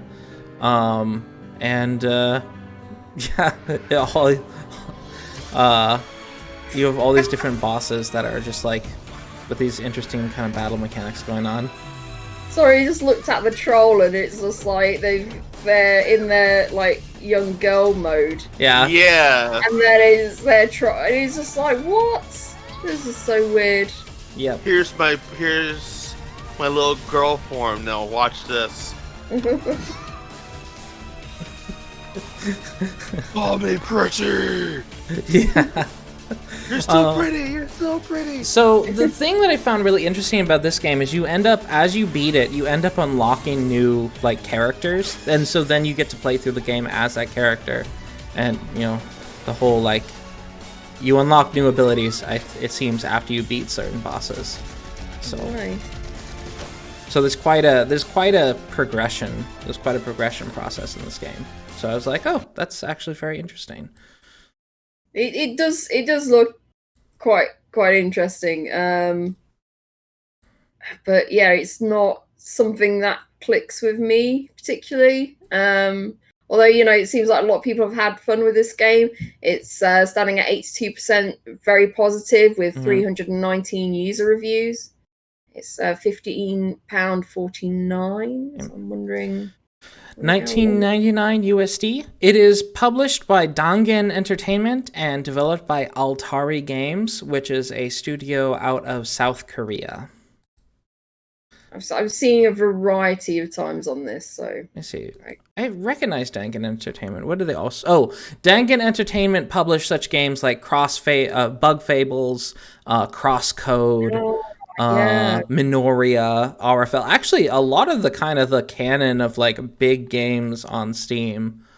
Not all of them, but quite a few of them are published by Dangan Entertainment. So yep. So there's their latest published one, Lost Ruins. So yeah, it looks fine. Let me see. There's combat spells. And then you unlock all these different characters. Interesting. Okay, so next up is Mini Crafty by Chuviin.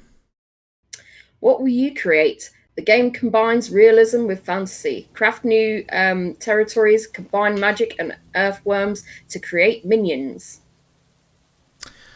It's got mixed reviews now.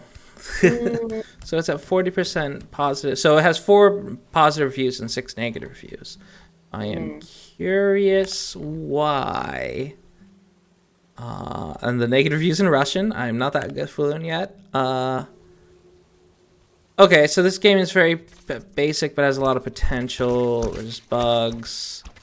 You have to wait. Oh, this is a waiting game, so you have to wait for particular materials to spawn before you can progress. Oh, that's so nice. That sounds like a mobile game that they've ported and they've not adjusted any of like the mechanics for it. Sounds like. Yeah, so this is one of those games, so you probably have to wait. It's waiting games, which I'm personally not big about. So this is get ingredients, create living creatures, make them work for you, craft new territories, kill enemies. Update coming soon. So, hopefully this developer will, smooth out any bugs that are going on and hopefully, take on board any criticisms about the game and, maybe sort it out. Yeah. It is. Is that an ice cream sword? Yeah, I think is that an ice cream sword? It looked like an ice cream cone. It is 30% off right now at £2.79. The sword does have a face on it. Oh my god. Interesting. Nice. Huh. Okay. But yeah, it's currently mixed. It's $3.49 USD at 30% off. So it's not particularly expensive. So if you're into games that mean that you kind of have to like let it just run in your side browser for a little while, that's probably the type of game. If it's a game you can play while you're doing something else. So, but yeah, so that's Mini Crafty. It would have been good had they put that as one of their tags, though. So, anyhow. All right, next up is 100 Days Winemaking Simulator. Winemaking could be your best adventure. Make the best wine interacting with soil and nature and take your winery to the top.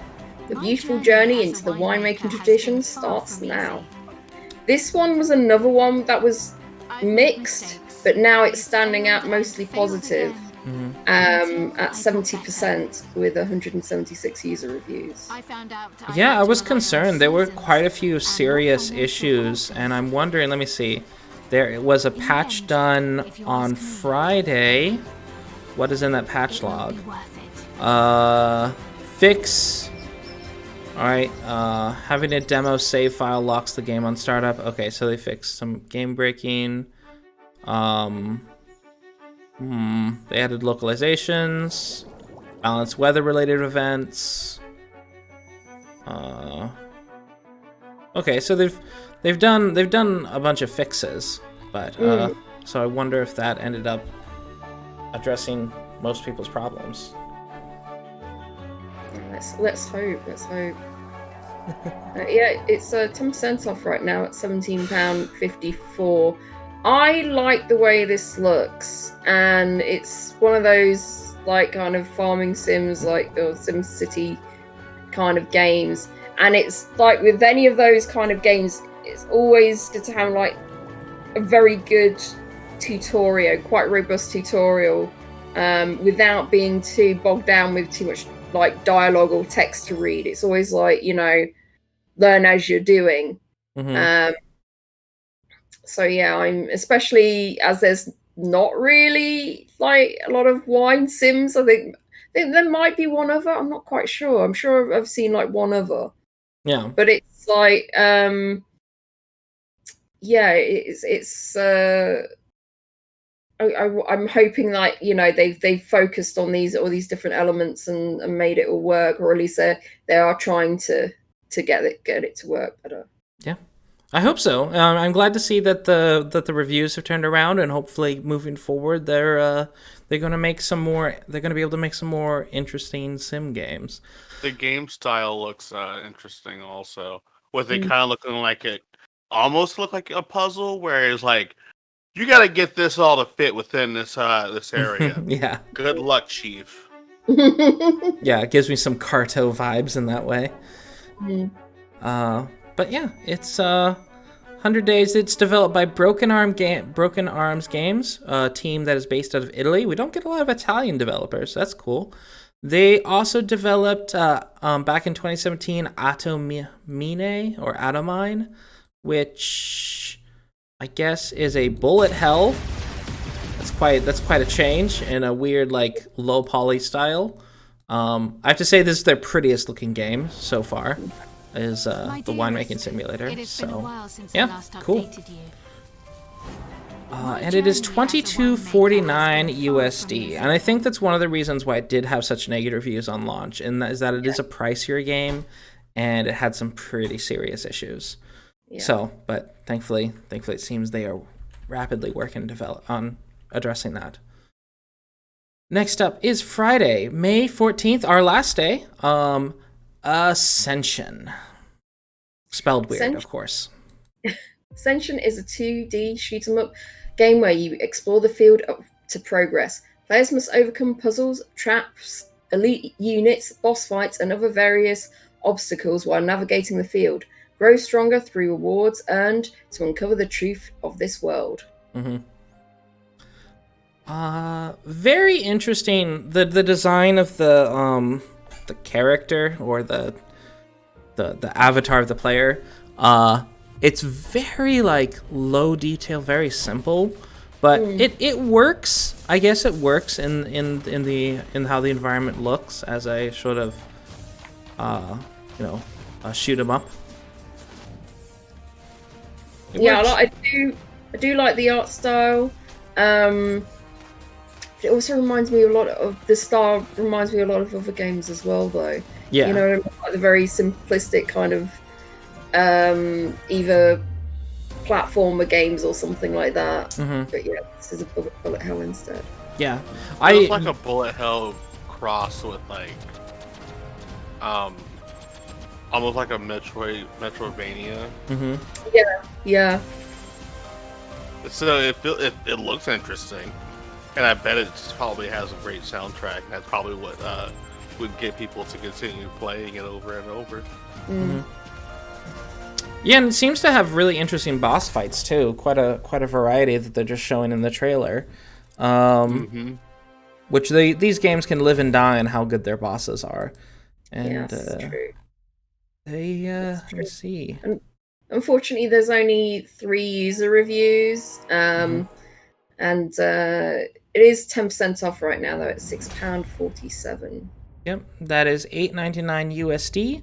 You can also get the bundle, which includes the soundtrack. So they certainly think they have a nice soundtrack, and the soundtrack has 40 tracks on it. So wow. They did a lot of music for this game. Yeah. But yeah, it's by IndigoBlue Game Studio. And they also did Blindia and Vectorium and Split Bullet. So they seem to do a lot of bullet hells. That seems to be their specialty. And I have to say the aesthetic of their latest one is probably my favorite. So, Ascension. And finally, our last game, Terra Alia. We have one more game after this. But oh no, they do. Sorry, my dyslexia. Mea culpa. Terra Alia, second to last game, penultimate. You've arrived at Terra Alia, a world where magic and technology shape the future. Embark on an adventure and solve a thrilling mystery while practicing a new language in this top-down RPG. Ooh. So first of all, lighting. The lighting is way too intense in spots. So, there's some issues with the lighting engine in this game. Otherwise, the aesthetic is okay. It's just the shadow work is sometimes just way too strong, or the light's way too bright in spots. Yeah, but it looks neat. The kind of the futuristic Harry Potter type of setting. Yeah, it's like really like interesting environments and everything. I'm quite curious about the story, but at the same time, it's like kind of like there's something off-putting also about the way it looks to me. Yeah. I'm not sure what it is. but Parts yeah. of it kind of felt like a Sims 4 mod. Oh yeah, the low poly. That's honestly like Mhm. like shots like that third camera angle where you're like looking down at them, but it's not like top down. Mhm. It's 100% like, hey, let's take everything that we knew from these previous games, and then let's try to mash them into our own game. Mhm. Yeah. It was in early access. So originally this was in was brought out into early access on the 24th of December 2019. So Mhm. it's been in early access for a while. Yeah, quite a while. And I wonder how big is the full game now that it's out. 10 different languages and hundreds of words. You'll become a master of your own vocabulary. Defeat your enemies with powerful spells. Level up and equip your character. Complete quest lines. Doesn't really give me a hint about how long the game is, but there are multiple like biomes that you're in. Yeah. It is like £15.99, but there's only 10 user reviews. So it's standing at 70% positive. So I'm surprised, a game like this that's been so long in early access that it doesn't have more reviews unless they purged them once it came out of early access. Like the reviews, which sometimes developers do. Found a bug. I found a bug. Yeah, sometimes they do. Thumbs down. I found a bug. It could have also been that it just didn't get noticed, but that would be really too bad. I'm at the very least curious about the game, even though I'm not a 100% fan of the aesthetic. Like the gameplay and the story is at least intriguing me. I'm always down for an RPG. Yeah. Okay. This one, I'm willing to watch someone play. Yeah. As opposed to playing it myself. Mm-hmm. Same. And let me see. It Go is ahead, Rhodey. 30 Parallel's first game. Yeah, Rhodey, you play it. Yep. Rhodey's got the short stick. Okay. But yeah, the 30th Parallel, it's their first game, Terra Alia. And it is $19.99 USD. And our final game for reals this time, 100% from Saturday, May 15th, is Skullbangers. Skullbangers is a lightning-paced party game where reaction speed and wit will win the day. Fly across stages to chase, avoid, and trap your opponents. So basically, it seems that if two players hit each other head on, nothing happens. But if you like sideswipe someone or rear end someone or something like that, you destroy them, kind of thing. So it's all about basically a collision game.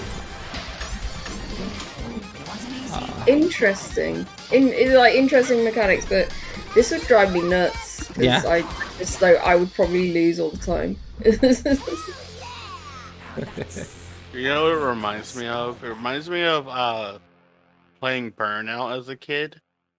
Except this is like low graphic 2D Burnout. Mm-hmm. Because the whole purpose of Burnout wasn't necessarily of, hey, I'm trying to become number one and win this race. It's about trashing your opponent. Yeah, it's about yeah, exactly. Let me trash these other cars and then hopefully win, question mark? Yeah. It kind of feels like that based on what I saw of it. It's like, okay. Yeah. I see what you're doing. I feel like it's another one of those. So this just fits in the huge category of 4-player couch co-op games that are on Steam. Mm-hmm. Just kind of fits in that. Just if you have collect a library of these, and that way, when you have a group of friends over, you basically have just a set of games you can all play. But of course, I don't have 4 friends in person right now. Soon, hopefully. But it's. But yeah, so it's I'm not super impressed by it, but it does seem to work. It's got an interesting aesthetic, and seems like it would be reasonably challenging, and I'd be terrible at it. Same.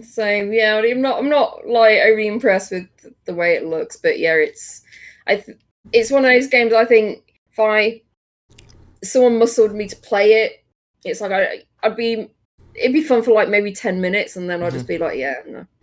Okay, something else, please. I could probably get like an hour of it playing solo, but then after that, I'll probably be over it. Yeah. And then it'd be, oh well, hey, do you have any games we could play? I'm like, as a matter of fact, I do. And then I would bring this game out and be like, here's your controller, here's my controller, and we sit on the couch. Man, I miss this has to have controller. I believe it does have controller support. Yeah. Full controller support. Yeah. Yep. It is starting at 20% off right now. At £5.75. There's currently only 4 user reviews though. Yeah. So. As I get older, I'm starting to use controller for more and more PC games. Just because it's easier. Because at work, I'm always using the keyboard, and so having a controller just seems to let your hands rest. So yeah, I'm definitely ended up doing that more. Anyhow, yeah, this is $7.99 USD with 20% off, and that is Skullbangers, developed by Winter Active, which is studio based out of Gothenburg, Sweden. And that is the release list for this week. So the important question now is, of course, what did you think was the very best of the week? I go first. I'm gonna maybe pick a couple from the catch-up list because it's been a big list this week. So when I say Nexomon Extinction, I didn't realize that there was a Pokemon like game out, so it's that's definitely piqued my interest.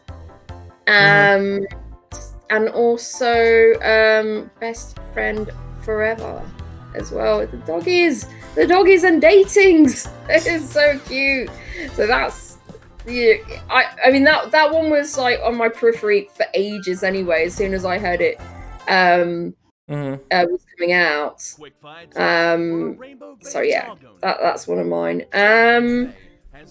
But this week's release, there's not been a lot of games that that sort of are in my wheelhouse or not. There's a lot of sim games which I do like, but none that are really I don't know, I have to have this. Yeah. But it's maybe I would try 100 Days Winemaking, but I would definitely wait for a massive sale. And of course, Before We Leave as well. Those two building city sims. Those ones are interesting to me. So yeah. But what about you guys? What is your very best? Xaiyou, what about you? What were your favorites of the week? MINICHEF. MINICHEF? MINICHEF is just too adorable. I do have to say that I think if I had a better mental state towards alcohol, I would 100% be down for playing the 100 Days Wine Simulator, because that seems like that would be fun. But MINICHEF just looks so adorable, and it to this minute, this very second, it still taunts me on my Steam, just going, just buy me. Yeah, just buy me. Just buy me. Anything on the catch-up list that caught your eye? On the catch-up list, I did like the Nexomon one caught my eye for a while, and then I looked at how they did the catching, and I was like, see, I was down for a lot of what you were doing, and then you threw D4s at creatures, and that was a little bit of a something. But I think I think Shing is something I am like probably going to be really excited for. And then I also think that I want someone to do milk inside of a bag Please, I need someone to go through that horror story so that I can have the backseat nightmare. Yeah. Not the full nightmare, the backseat nightmare. Yep. Chewie's gonna have to play it online on stream at some point, and he has to tell both of us when he's going to play it. Mm-hmm. Yep. And Godless Weep was saying Lost Ruins, I guess. His favorite of the week. But yeah, so yeah, on the catch-up list, probably, at least the game that intrigues me the most is Milk Inside a Bag of Milk Inside a Bag of Milk. Just because I also want to find out what milk outside a bag of milk outside a bag of milk is about. So... It's just a guy pouring a bowl of cereal. Yeah, it's got to be, but I need to know the horror. I need to know. And he spilled the milk. And hands down, I don't think there was for me personally of this release list. There were a lot of good games, but I don't think for me there was a competition.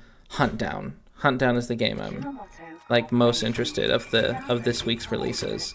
So yeah, I'm gonna play me some Anaconda. So yeah, HUNTDOWN. That's on my wish list. Gotta play it, and it's beautiful pixel art. I like the I like muscle cars too, and pixel art muscle cars. I like that it's a dystopian world. Mm-hmm. Yet the good guys can afford Lambos. Yeah, Lambos. Yeah, the good guys are driving around in Lambos. Let me just go ahead and drive my Ferrari to work because the Lambos at the shop. I guess bounty hunting pays. There's something. I mean, merc work pays. I've never once said that. Yeah. It would never do merc work. I mean, hear me out. If we're in a post-apocalyptic world, or for some reason my entire life in this world is down the tube and we're way past the point of no return, right? I'd do some merc work if it paid well. Get experience some adventure. Why not? You get a Ferrari. Yeah. Now I'm thinking, what am I doing with my life? Why am I not doing merc work? Because 2D would suck, but you get a Ferrari. Mm-hmm. But it's a 2D Ferrari. Yeah. But yeah, HUNTDOWN's definitely on my list.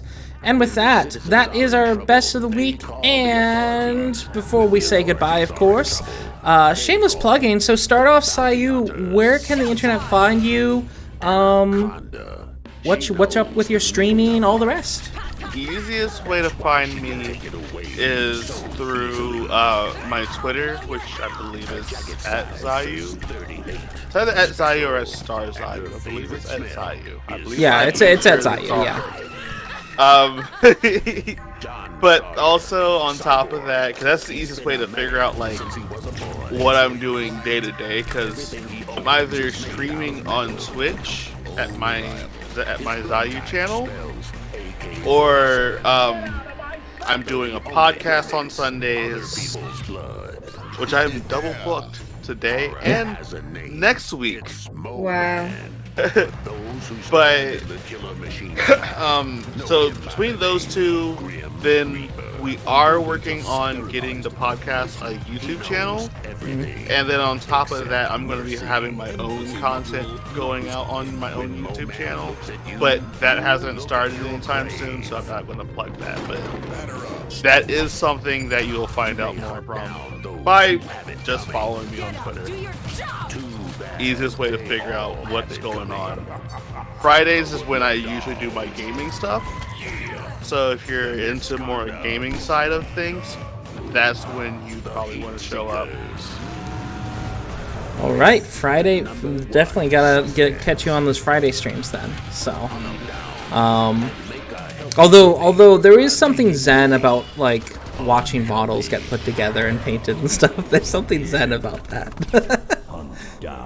You see, you would think that it's sin. It's very chaotic.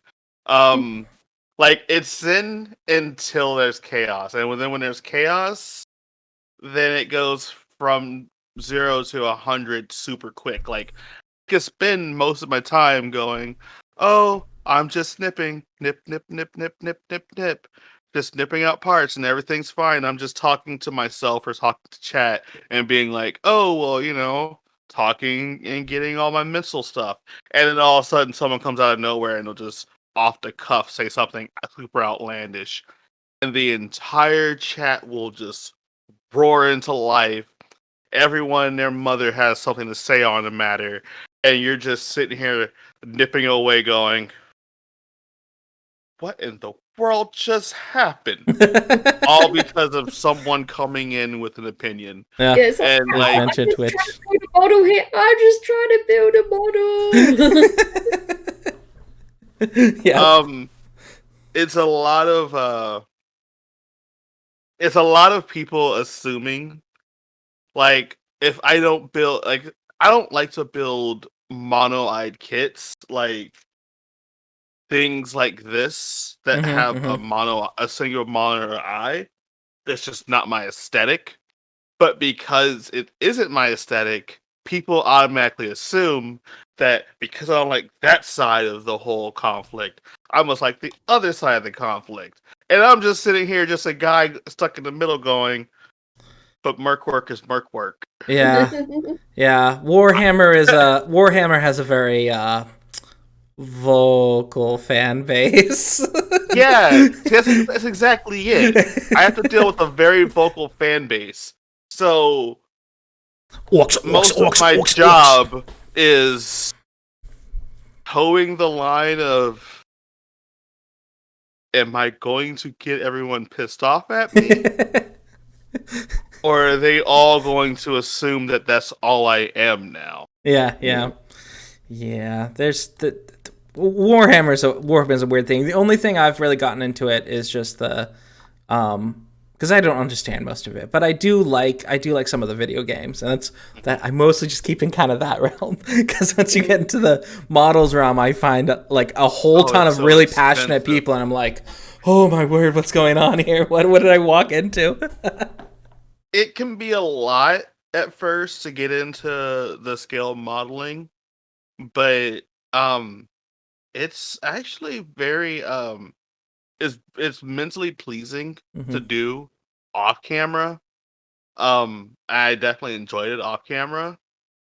And then I found out about Twitch, and then that's when I was like, okay, so there's a whole slew of content creators that just hang out and build model kits day to day, and that's their life. Mm. Why am I not doing this? Yep. I'll do this. Yep. This is definitely better than what was I doing prior to that? Promoting gambling through Dragon Ball Z. Yeah. Yeah. Well, Rhodey, what about you? Where can the internet find you, and what are you up to? Well, you can usually find me here on a weekly basis every Sunday. You can also sometimes, occasionally, find me on my own Twitch page at twitch.tv/RhodeyPie. And don't forget to catch and follow our curator page, and the link's just here. And if you are on YouTube right now, don't forget to give us a thumbs up and subscribe to our channel. Yep, and hit the bell. And of course, just, let us know what your thoughts were, if we missed any games. And, and just have a lovely rest of your weekend. Well, of course, by the time I get this up on YouTube, it's like a day or two later. So have the lovely rest of your week. Yes. Enjoy your week. Yes. What about you? Enjoy your week coming up. Oh, yeah. Where can people find Of course, you can find me at right here at Dewey Bear, twitch.tv/Dewey Bear, or on Twitter as at Podcast Steam. We post all the when we're going live. That's where I'm going to put my notifications for you to find and come on aboard. And of course, like I said, the Steam-powered curator page. So with that, Auf Wiedersehen, goodbye. Yeah, bye everyone. Bye. Thank you.